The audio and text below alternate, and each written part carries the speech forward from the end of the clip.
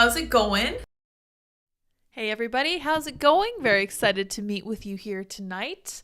I have an opener for tonight, but I almost didn't want to include it because I don't want to give Andy any ideas. Tonight's opener is about dad jokes and how they're good for kids, so we will unpack that in just a second. Make sure you like, share, subscribe, etc. That's how our channel grows. We have changes coming down the line in the future I'm really looking forward to. Really want to do some interviews with people, really want to bring some people on to talk about what they've been working on, what they've been writing, and get their views on current events. Thank you, Stuart, for your super chat. He says, Dippin.coin to the moon. Absolutely. All super chats will be converted into Dippin.coin and be used to buy donuts. I think that's what Andy said we were going to do with it. But speaking of Andy, without further ado, let's get into the first article I have for this evening. Oh my gosh, I hate the Daily Mail's site now that they won't let me have an ad blocker.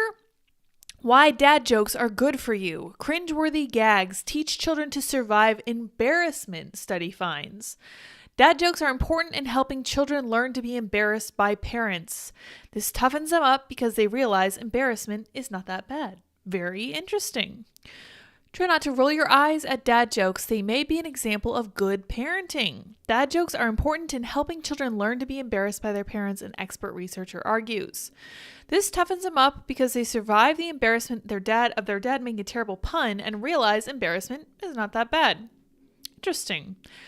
Oh my gosh. Mark Knudsen, a researcher of humor and lab manager at Aarhus University's Cognition and Behavioral Laboratory, writes for British Psychological Society, by teasingly striking at their children's egos and emotions without teetering over into bullying, fathers build their children's resilience and train them to withstand minor attacks and bouts of negative emotion without getting worked up or acting out, teaching them impulse control and emotional regulation. This was so interesting to me because I don't know if you guys are familiar with what Jordan Peterson talks about with rat playtime. So one of the things that he used to talk a lot about, he doesn't talk so much about now.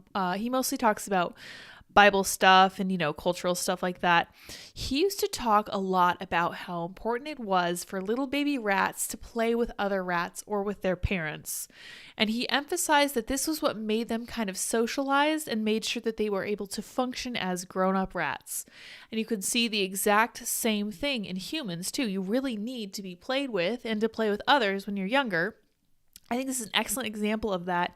If your parents aren't ribbing you and giving you a hard time and showing you that embarrassment isn't the end of the world, your life is going to be easier because of that, or it's going to be more workable. So my mom actually did this a little bit. My dad was kind of into dad jokes, not quite so bad as some dads are, but my mom really enjoyed embarrassing us with what she would wear. She really liked to wear really bright colors. She had a really bright yellow bathrobe that she would wear. At least that was just at home, but she had bright orange Crocs, which, as if Crocs weren't bad enough, right?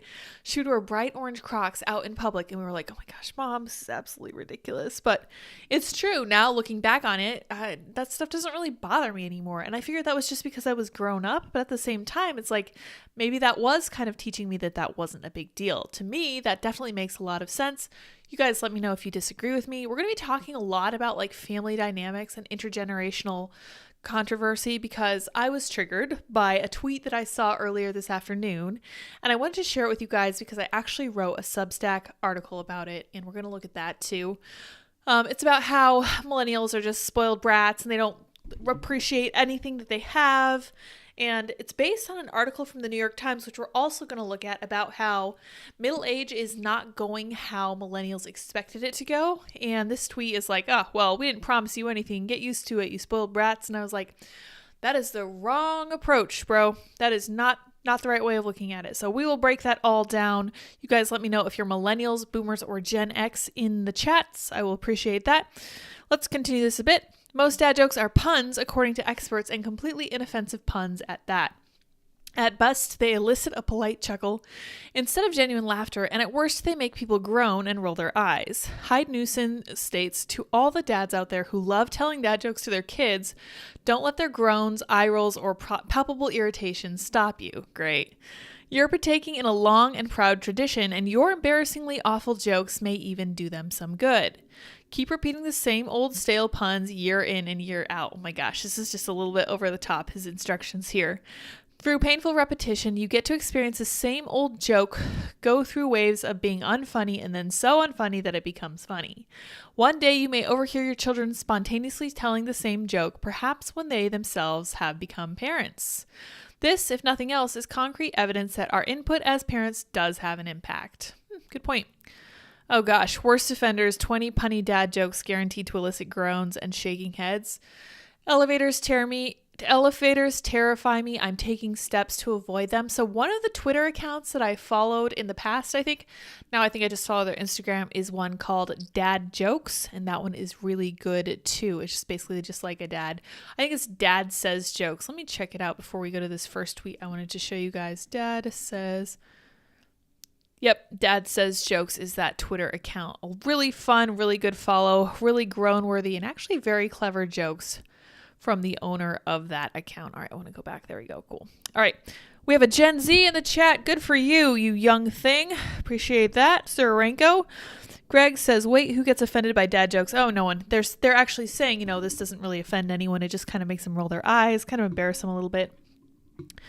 And he says, Mac Plus with the Apple II chipped add-on obviously works. Interesting.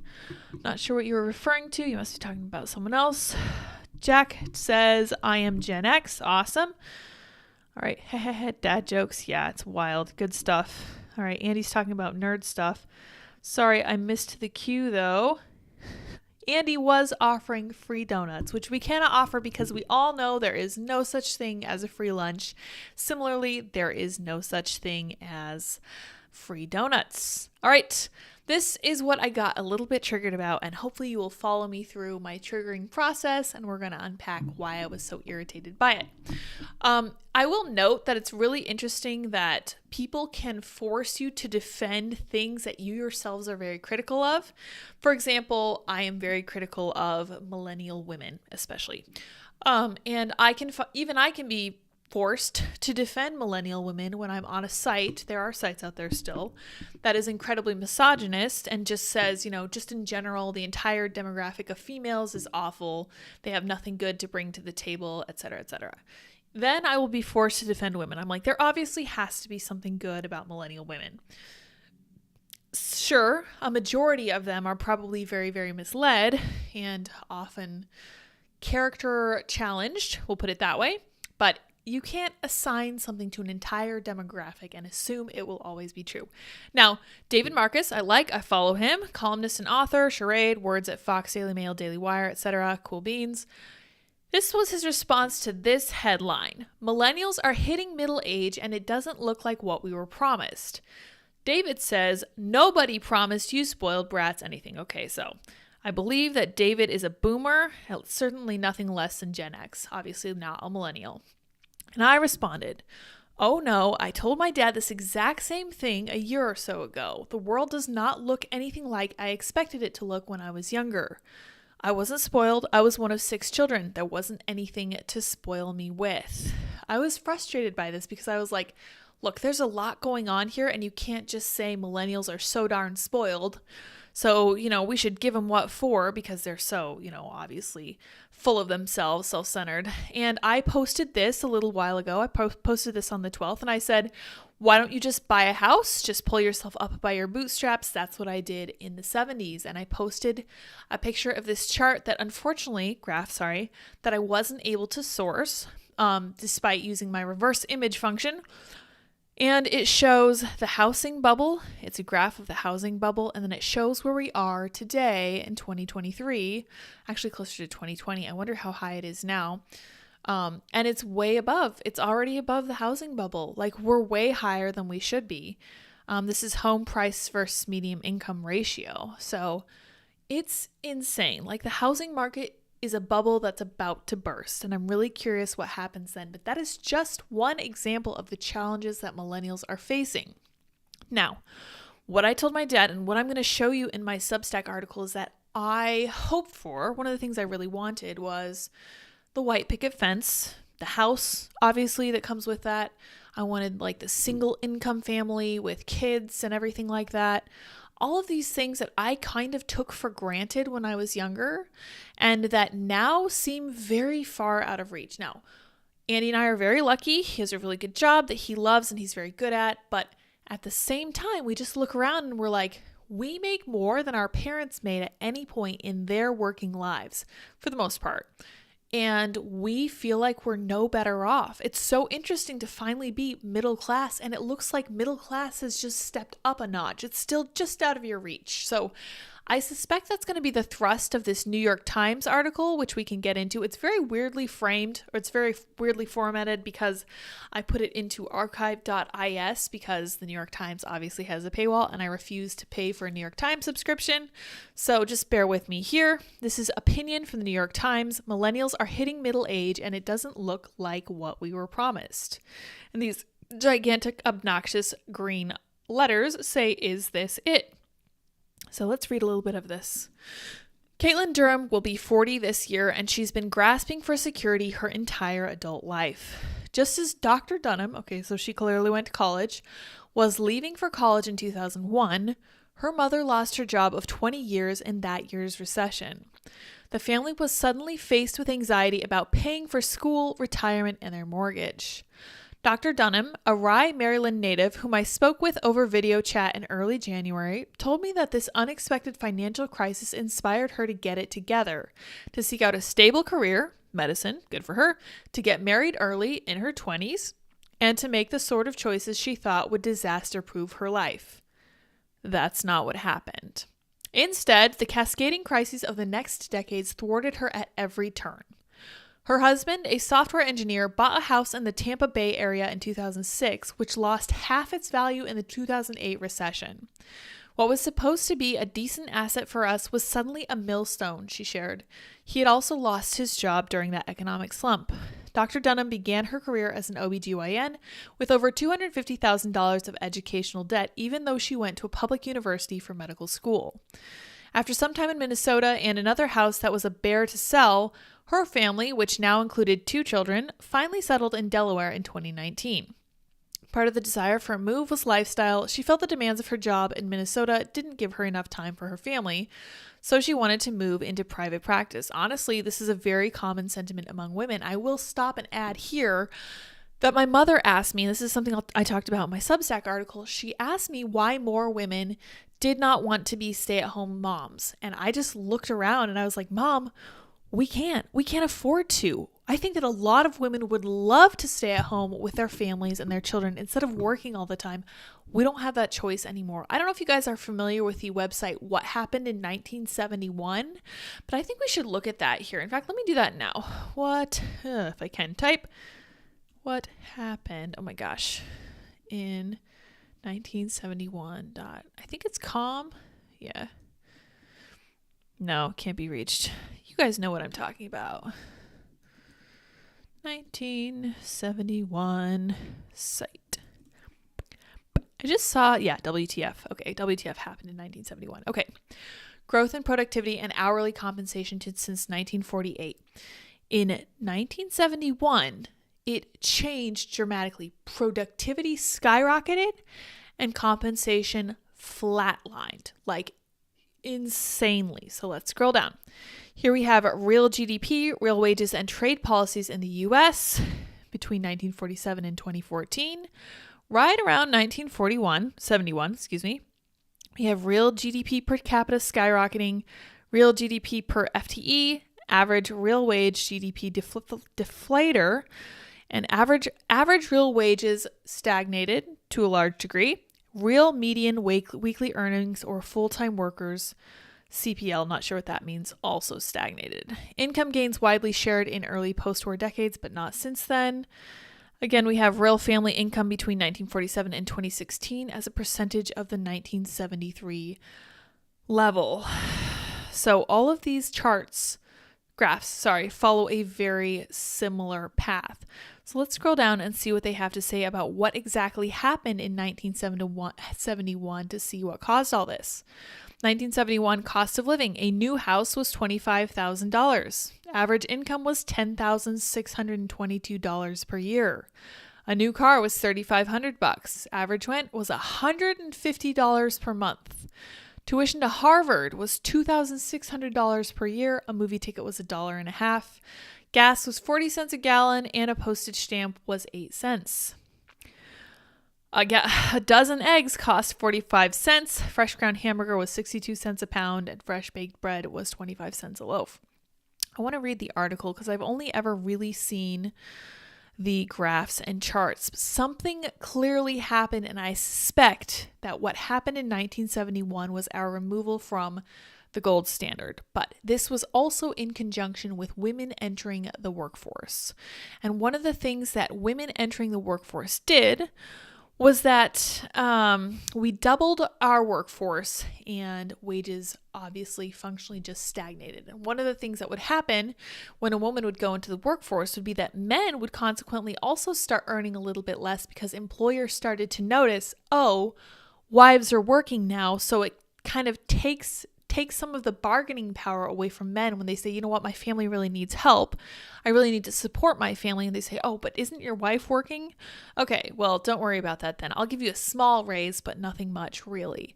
And I think the combination of going off the gold standard and just flying out into fiat world and also adding all these women to the workforce really, really causes a lot of this stagnation. Now, I'm sure there's a lot of factors I'm not considering. There's probably foreign policy stuff I'm not thinking about and trade agreements that I haven't considered, but those I think are the two bigger things, although I really need to dig into what exactly happened in 1971 to cause all these changes. But that's an aside. Let's continue with our op-ed from the New York Times. Extra time with her family didn't happen either. When the COVID pandemic descended, she went all in on her job because she felt it was the right thing to do in a public health emergency. She and her colleagues volunteered to cover shifts in the emergency room, and she was working more days than ever. She barely saw her children, then 6 and 3, until she caught COVID in October 2020. Then her lingering symptoms prevented her from working as much as she needed to, and she lost her job in 2021. Here was another financial crisis for us because, you know, I'm not the sole breadwinner, but I was the main breadwinner. Yeah, if you're a doctor, you surely would be. So here we have a quote from a millennial. Physically, yes. Economically, I'm in my 20s. Wow. I'm entering my Eileen Fisher phase of life, and it is so much more enjoyable to me. This is from a lady who's 44. I don't have any experience with Eileen Fisher, so I don't understand this reference. The words made me shiver and want to run to get some more Botox, said Gina, who's 40. Her husband is a Japanese citizen, and the family ended up moving to Japan for a spell so that they could be on the national health plan there. They had relied on her job for health insurance. They returned to Delaware in 2022, 6 weeks before they had their third child in June. Her husband got a job with health insurance so the family could remain in the U.S., and she's looking to restart her career, but it has been slow going. Things have been difficult for her family, she said, but one thing she isn't worried about, a midlife crisis just over the horizon. My whole adult life has been one long crisis, she said. Career crises, education debt, watching my IRA losing a quarter to a half of its value a couple of times, childcare expenses, fraying social fabric, wage pressures, and above all, insecurity. I'm a professional, married to a professional, but our jobs can go up in smoke at the drop of a hat. We can't rely on anything but ourselves and can only hold out hope that we won't eat cat food once our bodies break down and we're forced into impoverished retirement. She said she knows that sounds dramatic, but it's how she really feels. Amid all this, who's got time to worry about whether they're feeling fulfilled? And I have to stop and say somebody who went to school for medicine is no slacker. Somebody who made it into the field of like family practice or OBGYN knows what it means to work. Her husband is a software engineer. These people aren't dumb. They aren't uneducated.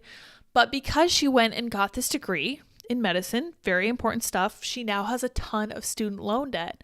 And because she has kids, now she's kind of stuck because she has to pay it, has to pay for all the kids' stuff, has to cover the cost of living. I understand. It feels like you're caught between a rock and a hard place. And we really need to extend each other some empathy here because life isn't like it was during the Stone Ages, but it's still very challenging in different ways. We have made the world very complex, which is great in some ways. It's great that we have all these specialists and everything, but at the same time, it makes everything difficult for normal people who just want a normal life. Like I wanted when I was growing up, that white picket fence, single income family, all this silly little stuff.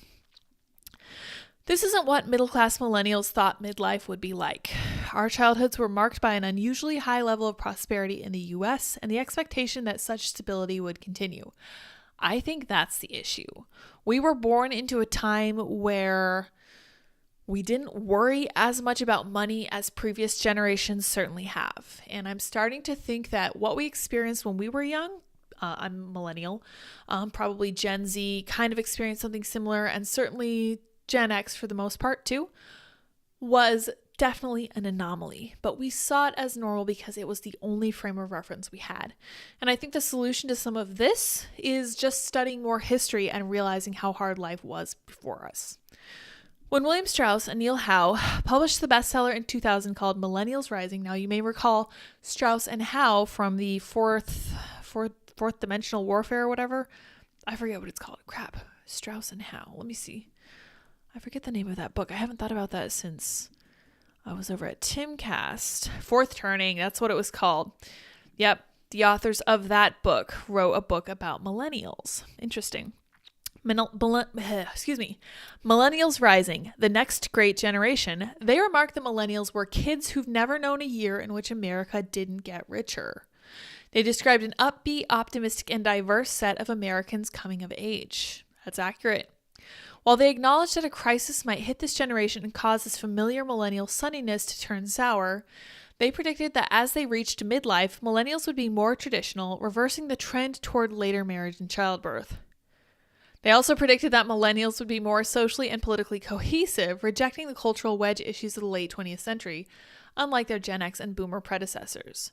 They said that income and class disparities would narrow. Yikes, they were wrong on everything. So I don't know how you feel about the fourth turning, but this is entirely incorrect, all these predictions. What the authors could not foresee was that there wouldn't be just one crisis. There would be a series of cascading crises starting the year after their book was published. There's problem. There was fallout from the dot-com bubble burst. There was September 11th, followed by the Great Recession in 2008, the political chaos of increasing polarization, the specter of climate change, and finally the COVID pandemic. I'm going to scroll down here. I hate all these random quotes they have thrown in here.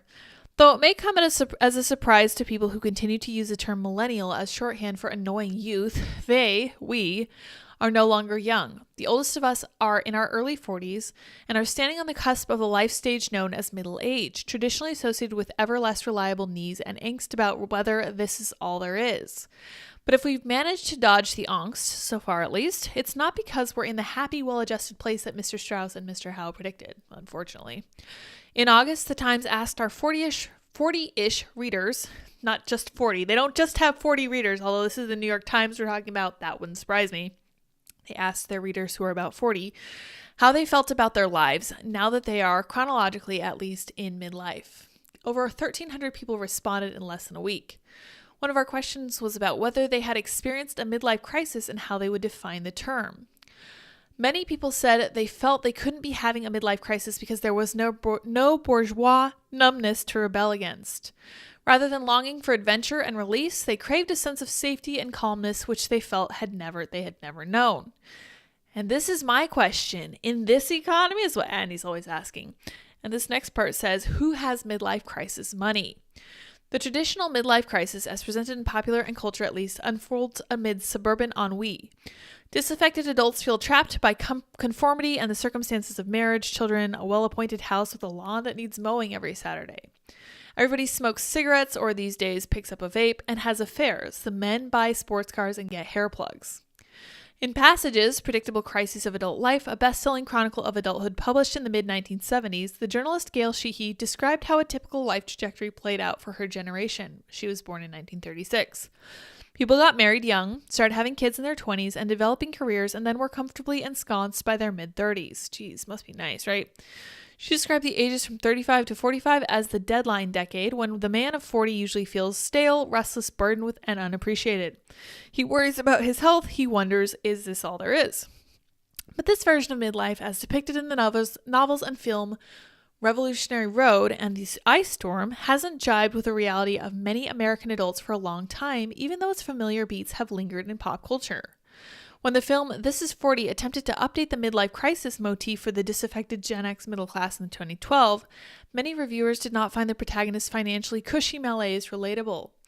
More recently, Fleischman is in trouble. Consider the crisis from the perspective of elite New Yorkers, and though it was laced with real pathos, it faced some of the same criticism. And for those reaching their 40s now, this story of midlife feels less recognizable than ever. Household structure has changed tremendously over the past 50 years. Living with a family, defined by Pew Research as living with a spouse or children or a spouse and children, has declined precipitously. 85% of the silent generation, people born from 1928 to 1945, lived with a family in 1968, compared with 55% of millennials in 2019. Marriage rates have also gone down sharply over the past several decades. Millennials are becoming parents at rates similar to those of previous generations, but they're doing it later on average and having fewer children. And I want to point out, and I think we'll end this article here because it is long. If you want to read the whole thing, links in the description. I really, really want to point out the role that feminism has played here, because I personally blame the thinking behind feminism, if not feminism itself, for the delay in marriage, the delay in rearing children, and all of this difficulty with, at least part of the difficulty, with the economy and the doubling of the workforce. I cannot believe that nobody thought about the fact that we're functionally completely doubling the workforce, and nobody thought about the fallout that would bring. All they were talking about was equality and progress and all this good stuff.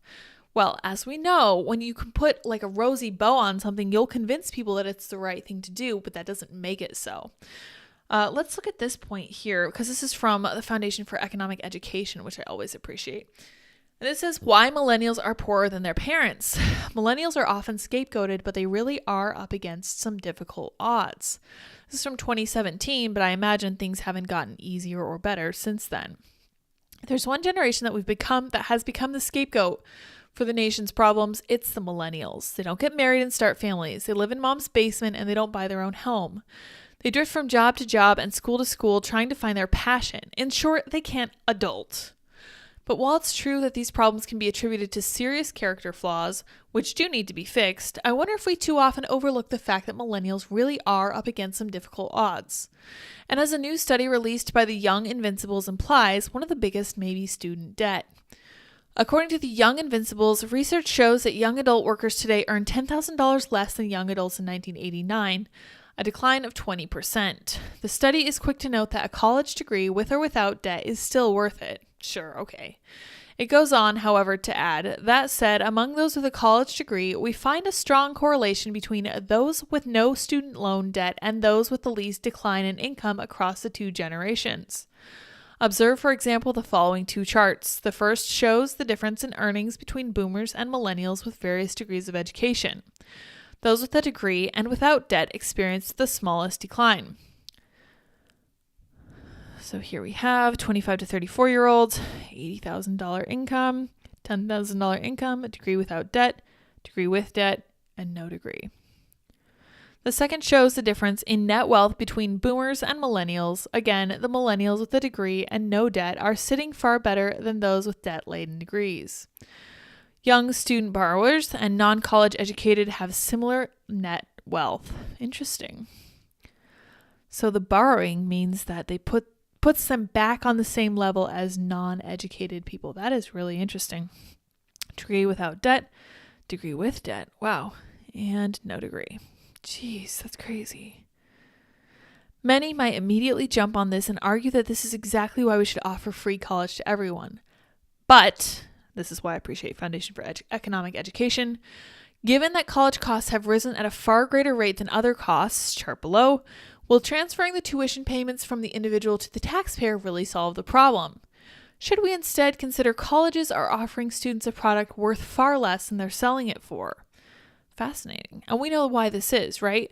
We know that colleges only offer and only charge this much because the government is willing to foot the cost for these students. We know this. These are the endowments. This is what Will Chamberlain was constantly talking about. Seize the endowments, because colleges will continue to pump up the prices of degrees as long as the government agrees to continue to make it possible for people to go to school with funds from them. There's just no other solution, and people are just sticking their heads in the sand when they don't realize this. This whole conversation about student loan forgiveness is so silly and far-fetched because we're not actually addressing the real problem. We're trying to fix a symptom. Now, we'll go on here. I'll close with I'll close this part of it with not this whole article from me, but it's over on my Substack, lydialeiterman.substack.com, and I titled it, "It's Time to Discard the Boomer American Dream. The white picket fence is dead. Long live the better American dream we're about to make." My dad flew out to visit me and meet Mr. Patch a few months ago. I wrote this in May last year. Before he came, I summarized what I thought of the world in a brief series of texts that went something like this. The world seems like it's burning, and I feel a deep sense of betrayal in some sense because the world doesn't look like people my age grew up thinking it would. But there's also a great sense of urgency and significance to family building, at least to me and Andy. That message probably summarizes my feelings the best of any message I've yet sent to anyone. I find myself deeply saddened by the state of the world. The truth is that I feel a yawning sense of loss over something I never got to have, namely the white picket fence, middle-class house, nice little yard, single-income life my peers and I thought would be normal forever, and the stay-at-home wife life that I personally hoped for. Anytime someone mentioned careers, I could never help thinking, I don't want a career. I want to do what my mom did and take care of the kids and keep the house. I remember my mother once asking, bewildered, why more women my age didn't want to stay at home and have kids. I believe my response was something along the lines of, Mom, we can't afford to. Millennials especially cannot afford to be single-income households now.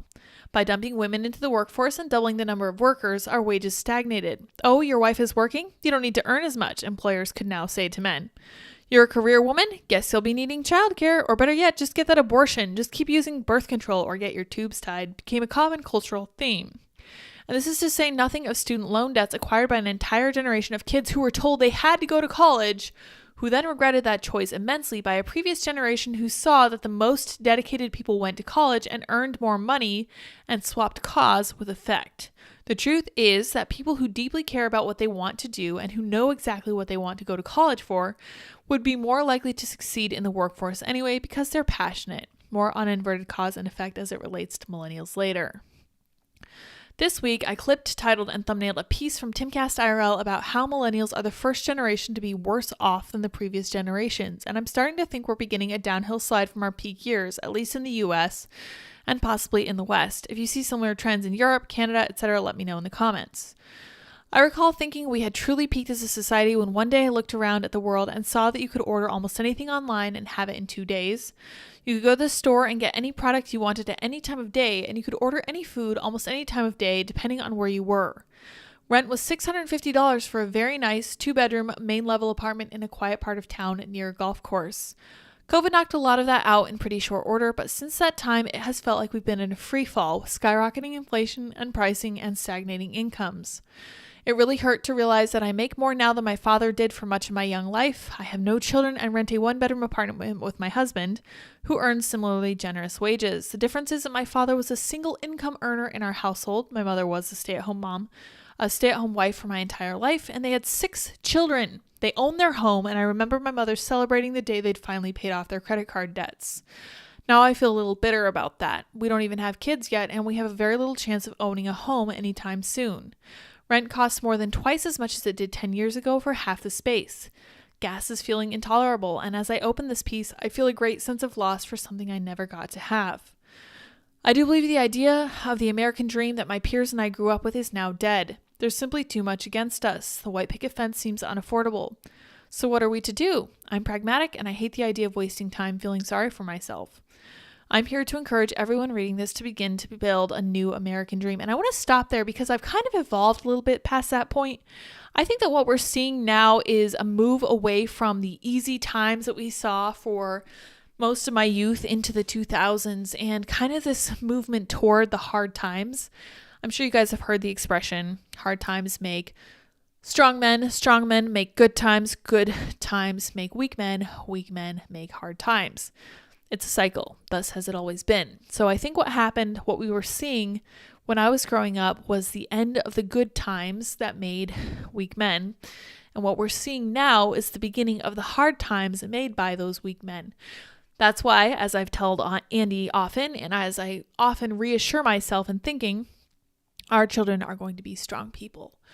And that's really kind of the thrust of the rest of that article. I view it as a positive thing because the fact of the matter is that humans need tension to keep them on their toes. We really need I don't know if you've heard the Bible verse about iron sharpening iron, but we definitely do need adversity to keep us at our prime. We really need to stay on our toes, and we can only do that with pushback, which is why I also wrote about how being a conservative is good for your brain, because you're constantly having to defend your own viewpoints. And that's something that's really, really good for us to have to do.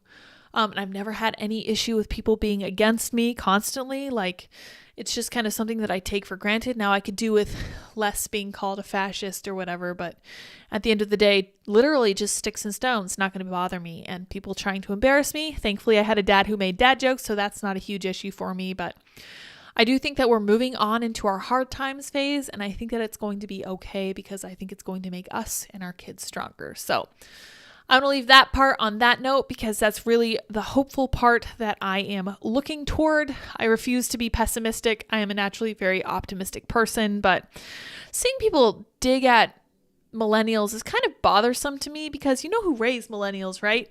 It's the boomers, who are now giving us a hard time for being exactly who they raised us to be, and for living in the economy that they voted for long before we were able to vote. So I really don't want to hear it from boomers. I'm not interested in what they have to say, because they have made it so that the entitlements they feel they deserve now are 100% untouchable, which it is a pyramid scheme. 100%. Like, I will never get anything like what they're getting. And that generation, the whole generation, truly has been unbelievably spoiled, which good for them. If you got it, I'm happy for you. But at the same time, I hope they recognize how privileged they were and how difficult it's going to be for us moving forward. But let me see what you guys are using or what you guys are saying about.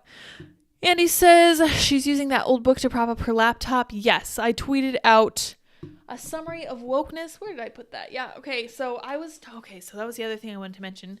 Bethany Mandel went on Rising the other day, and she was put on the spot, asked to define wokeness. And she kind of fumbled because she didn't really have a quick response ready to go.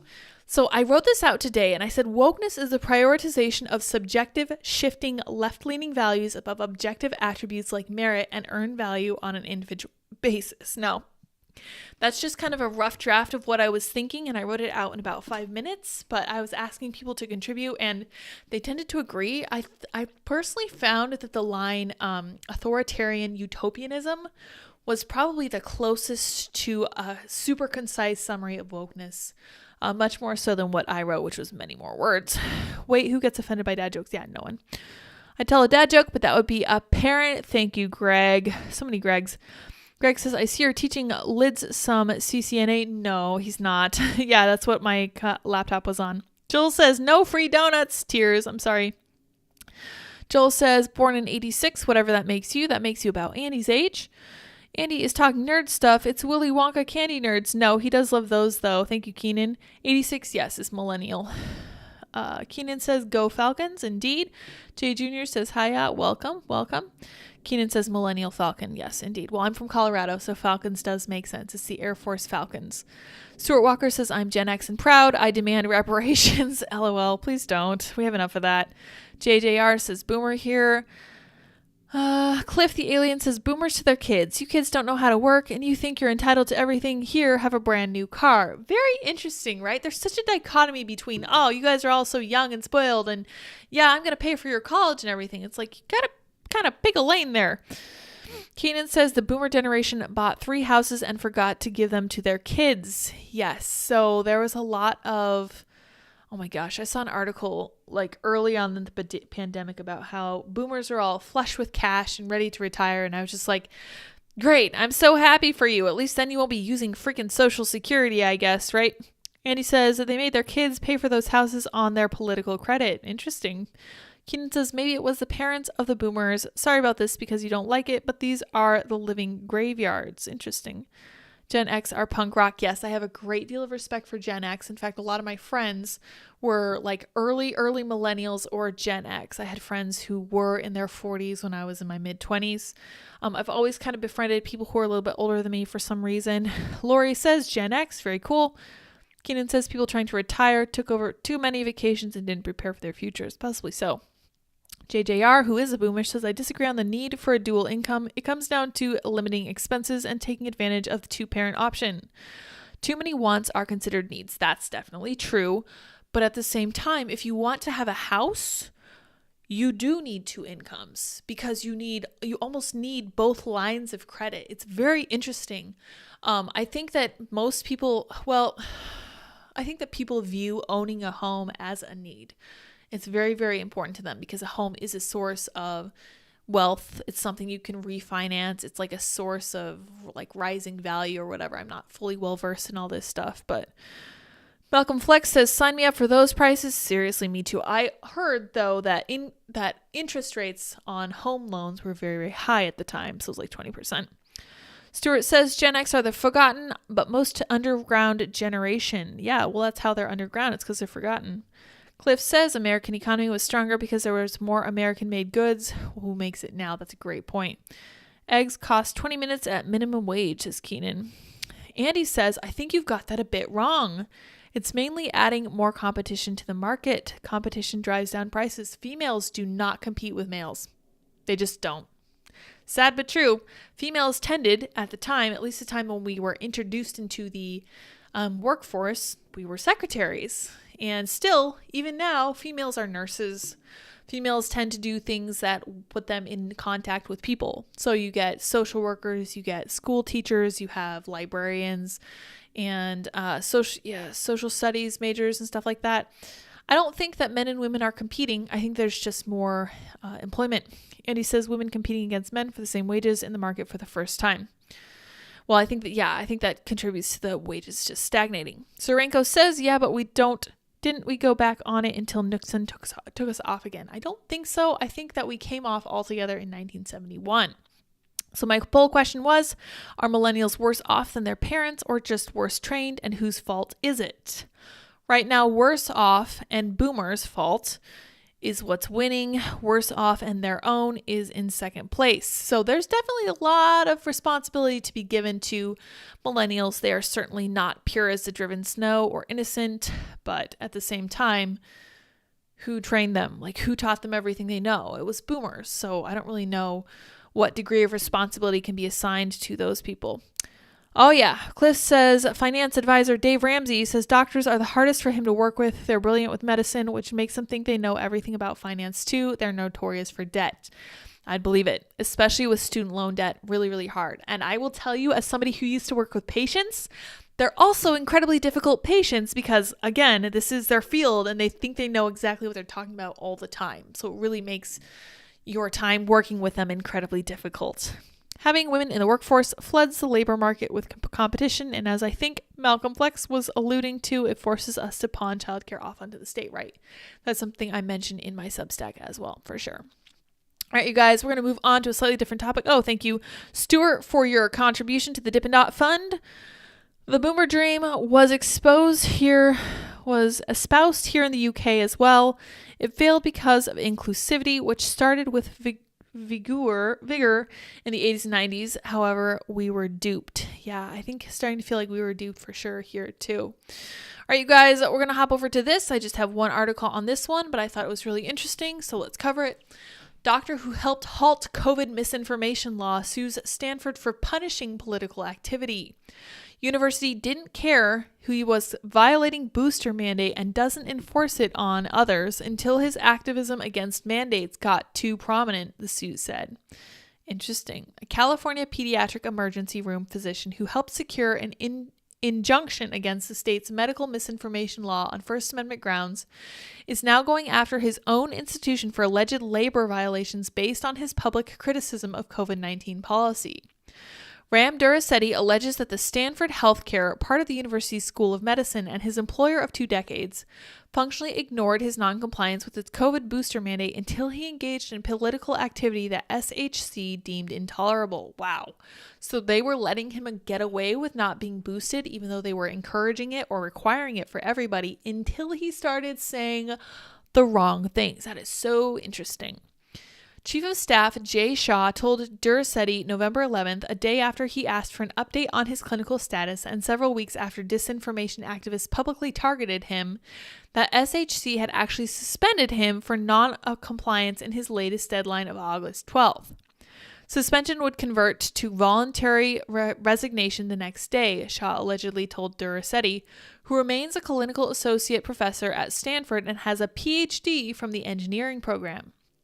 Given that 6 months had passed between SHC's original unenforced deadline and subsequent August 12th deadline, the suit claims the mandate was selectively applied against Duracetti in violation of California labor laws because other unboosted employees continue working with no consequences. That's so interesting. Here's a tweet from Tracy Haig. What was Stanford thinking? My friend and colleague Ram Duracetti, MD, PhD, worked in Stanford's ER for 22 years. Had COVID, had a personal history of myocarditis. He declined the booster, which led to him losing his job. But worst, he explains he was singled out for political reasons. Fascinating. While he held out on primary series vaccinations because of his low risk for COVID complications and lack of evidence it could stop transmission, Duracetti eventually complied with SHC's mandate by taking Johnson & Johnson's traditional vaccine, which the CDC now discourages, and got COVID anyway. Great. Duracetti twice requested an exemption from mRNA boosting. However, because of increasing evidence of its higher association with myocarditis in his male age range and his history of heart inflammation, which could threaten the two households he supports, the suit claims. Though twice denied, Duracetti says he faced no consequences until his termination. Omicron variant targeting bivalent boosters have consistently underperformed against expectations in independent studies, most recently by Finnish government researchers. Their March preprint, a not yet peer-reviewed, found signs of waning 2 months after boosting in ages 65 and up and no reduction of severe outcomes in chronically ill adults under 65. They are still mandated at several colleges, however, including the University of California systems. The lawsuit claims Stanford withdrew the policy behind the booster mandate after his second denied exemption. Stanford Med has structural conflicts of interest that inform its COVID mandates and retaliation against Duracetti, his suit claims, citing the leading role of pediatric infectious disease chief Yvonne Maldonado. She has a close working relationship with Pfizer. Fascinating. That is a conflict of interest. Overseeing its pediatric vaccine trials, receiving a grant and research support, and serving on its drug safety and monitoring board, and played down emerging myocarditis reports as SHC started enrolling children under 12 into Pfizer's vaccine trial, Duracetti says. The lawsuit traces SHC's alleged sudden interest in enforcing its booster mandate to Duracetti's increasingly public profile on COVID policy, which he compared to the hostility faced by his Stanford Med colleague Jay Bhattacharya for co-writing the anti-lockdown Great Barrington Declaration, which Duracetti quickly signed. As far as I'm concerned, the Great Barrington Declaration was really where it was at, because the Great Barrington Declaration was the conclusion that people who were older and more at risk should be the ones protected from COVID. Like, we should take great caution when it came to nursing homes, but we should allow pretty much everyone else to just continue doing their thing. It would have been the right approach to COVID right from the beginning. Lots of other countries did something like that. Duracetti co-authored a spring 2021 academic paper finding that emergency room visits for historically vulnerable populations, poor and Medicaid users, had disproportionately plunged during Northern California's shelter-in-place orders. That December, he joined the anti-school mandate group Urgency of Normal, co-led by fellow misinformation law plaintiff and University of California San Francisco epidemiologist Tracy Beth Haig. Duracetti co-wrote Newsweek essays with Haig about UC Berkeley data scientist Ben Recht, challenging the scientific basis for both routine COVID screening and N95 masks for kids. Good for him. He sounds like a hero. The American Academy of Pediatrics, published Duracetti's critical comment on a school mask study he said suffered from the same risk of systematic underdetection of secondary infection rates in masked districts and non-linear effects. The Lancet Medical Journal invited him to systematically review child mask mandates, a submission now under review, the suit says. He testified before a California Senate committee and met with senators about COVID policy, and he and Bhattacharya met with Santa Clara County officials to protest the firing of unvaccinated emergency medical personnel. SHC conveniently asked Duracetti about his booster status in July, 5 months after the original deadline, after this spurt of activism, he said. Wow, that's crazy. Very interesting. You know what? I'm really going to be following this case closely. I'm probably going to set up a Google alert to tell me more about Dr. SUED because this sounds fascinating. That sounds like exactly what they did. It sounds like they're weaponizing COVID policy to try and punish people who had any kind of political activism against them. So Andy and I were talking about this just a few minutes before I came in to start recording. And Andy was like, I really wish that there were more people who were braver in the medical field. And I said, I understand why they're not, because they went to school for a decade, sometimes over a decade, and they have tons of student loan debt. And if they challenge this, like in California with that stupid law where they were threatening people's right to exercise their own freedom of speech, they can very easily lose their licenses. And I completely understand the hesitancy to do that. Now, it would take a great deal of bravery and also a great deal of personal wealth, because if you lose something that you worked at for 12 years, that you sank thousands and thousands of dollars into, and you've never had any other career path in mind, that's a huge, huge issue. I understand why people are unwilling to challenge that. And I also completely understand why California decided to leverage the fact that doctors have to practice under the mandates of the state to try to bring them to heel. So it wasn't surprising to me. I do wish that people were braver, but at the same time, especially for people for people like doctors, I completely understand where they're coming from. There needs to be a happy medium. More power to Dr. SUED. We'll see where his suit leads. Hopefully other people will feel braver about filing their own suits against this kind of insane authoritarianism moving forward. All right, this was a super interesting article. We just talked yesterday about the San Francisco ridiculous reparations.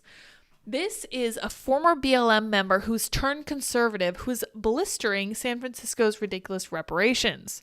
So let's read more. This is from Red State, and they have a more informal style of reading. We're just going to roll with it. Welp, as we reported on Wednesday, crazed already half down the tubes, San Francisco is on track to roll out reparations to the tune of $5 million for every Black resident of the out-of-control city, after the board of directors voted unanimously to move forward with a doomed-to-fail, obscenely gratuitous plan. So, a little bit of editorialization from Red State. Let's go on. Never mind that slavery never existed in the city by the Bay, irrational supervisors of the so-called African American Reparations Advisory Committee argued the city's reparations would just be part of a journey toward justice for African Americans, as reported by the Washington Post, because, of course, everything always is. It's all about DEI. Translation: San Francisco city officials want to kickstart appeasement payments to Black Americans with hopes that the federal government will follow suit. Incidentally, the so-called reparations scam is merely repackaged wealth redistribution, which has been a cornerstone of Democrat Party policy for the last 6 decades. Compassionately repackaged, if you will, with pandering faux moral self-righteousness. San Francisco chapter chair Eric McDonald told WAPO there wasn't a math formula, it was a journey for the committee toward what could represent a significant enough investment in families to put them on the path to economic well-being, growth, and vitality that chattel slavery and all the policies that flowed from it destroyed. There's that word again, investment. This is unadulterated nonsense, but I'm an old white guy. What the heck do I know? Fine, so let's check in with a former Black Lives Matter activist turned conservative who now blisters the ideology he once spewed. Following the board's vote in favor of reparations, as reported by Fox News, Xavier Durousseau, now a PragerU personality who said he has ties to the Bay Area, told the Ingram Angle that the plan is a case of social justice virtue signaling to indoctrinate minorities into feeling oppressed. Well, of course. I think it's important that, first of all, we call this exactly what it is. This is 111 ways to gaslight Black Americans into thinking that we need to be dependent on the system of handouts in order to be successful. Black Americans have been indoctrinated with these lies for far too long, and I used to fall for the lies until I took a deep dive into the videos on PragerU and realized how easily debunked these fraudulent narratives surrounding systemic racism actually are. Host Laura Ingram asked Durousseau if he believes the promises will blow up in the faces of city officials, to which he responded, citing an estimate from the Hoover Institution's estimate for the cost to San Franciscans. Absolutely. This is never going to actually happen. That's what I was saying. It is so unrealistic to think that the average family in San Francisco is going to be able to pay $600,000 extra apiece. Right. Obviously, it's literally just not tenable at all. This is the big ask. This is what they want to push so that they can try to get something lesser through. In addition, according to Fox, the board also agreed to explore the feasibility of chances of getting away with providing other forms of reparations to the city's approximately 50,000 Black residents, including a guaranteed annual income of $97,000 for 250 years and offering homes to Black families for just $1. The former Black Lives Matter activist told Ingram he was disgusted. As an American and as someone who used to live in the San Francisco Bay Area, it's disgusting to me that we are focused more on slavery, which ended in 1865, than we're focused on the veterans who are on the streets of San Francisco, homeless and begging for spare change in 2023. Finally, Ingram suggested that a majority of members of the woke crowd who support such insanity never want to personally bankroll their absurd proposals. Rousseau hardly agreed. They never do. If I went up to a white liberal and handed them my Venmo account, they wouldn't send me any money, but they're the first people to demand reparations because it's just another level of them virtue signaling. And I would add, they don't feel that they're responsible for paying for this stuff. They think they can outsource this to everyone else because they're used to using a big government to get through what they want done. Ridiculous. I know, authoritarian mindset, but that's where they're at. That's what we're looking at in San Francisco. Incidentally, have you ever checked into the statistics of previously non-moneyed people, irrespective of race or skin tone, who win tens of millions of dollars in lotteries? If not, give it a look-see. That's a great point. He says, I doubt you'll be surprised. In related news, as I reported earlier, Black Lives Matter shook down corporate America to the tune of $83 billion, moral blackmail as it were, and nobody's really sure where all that cash went. I bet that doesn't surprise you either. Yeah, so what happens when people who previously didn't have large sums of money win like a landfall lottery ticket or whatever?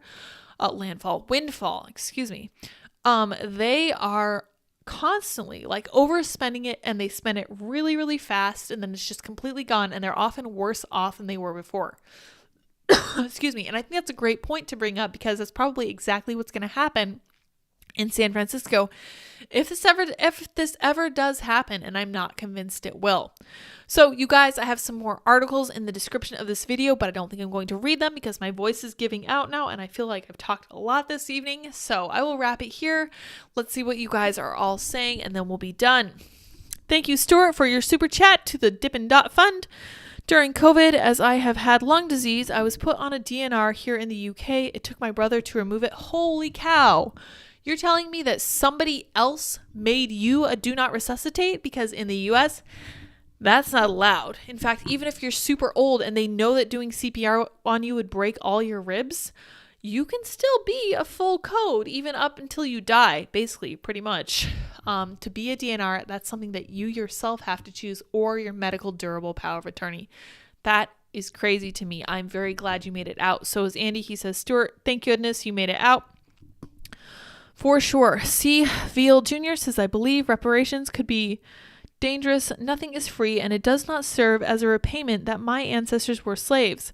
Reparations would only trigger scratch my back, etc. Yeah, so this would be a huge issue because I think that they're part of the reason that the African American community as a whole right now is crumbling is at least partly because, as we know, the African American community was sold the lie that they needed the government assistance to get anything done at all.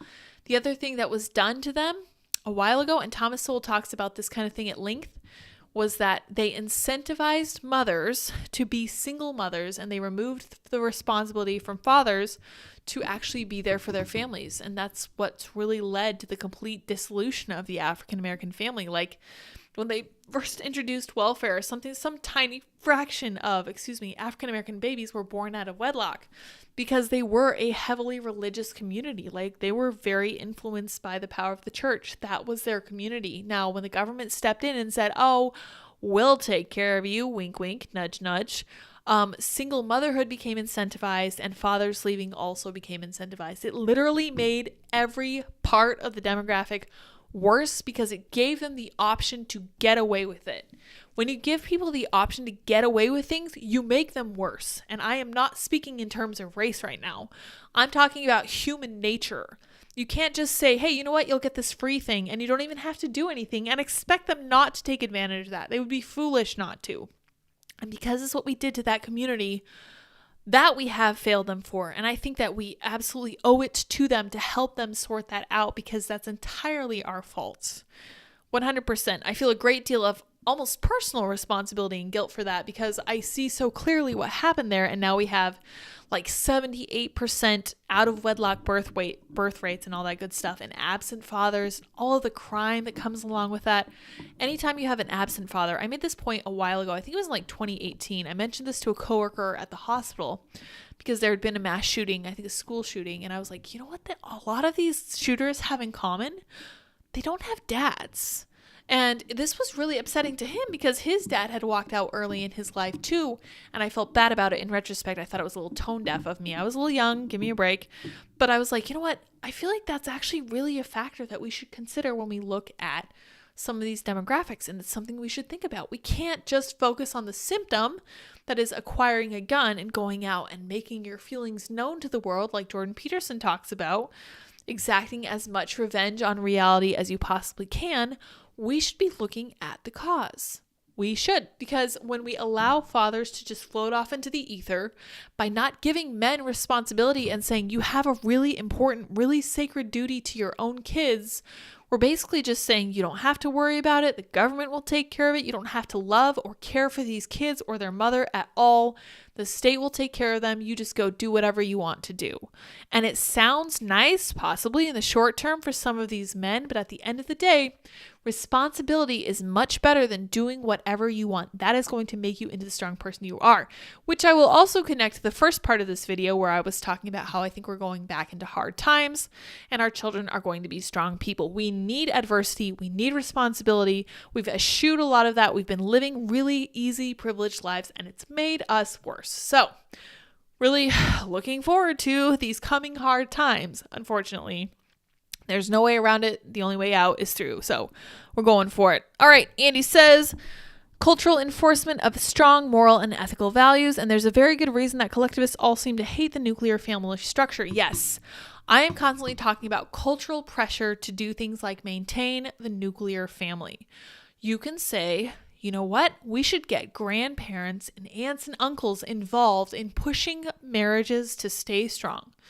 We should get everyone there. They actually found that it was so interesting to me, and I felt a great deal of hope reading this, but I need to go back and find this study. But they found that when there were strong male role models in the neighborhood, not even fathers, just strong male role models nearby, kids did much, much better than when there were none. You have to have positive masculinity, and they will constantly talk about toxic masculinity as if that's all there is to it.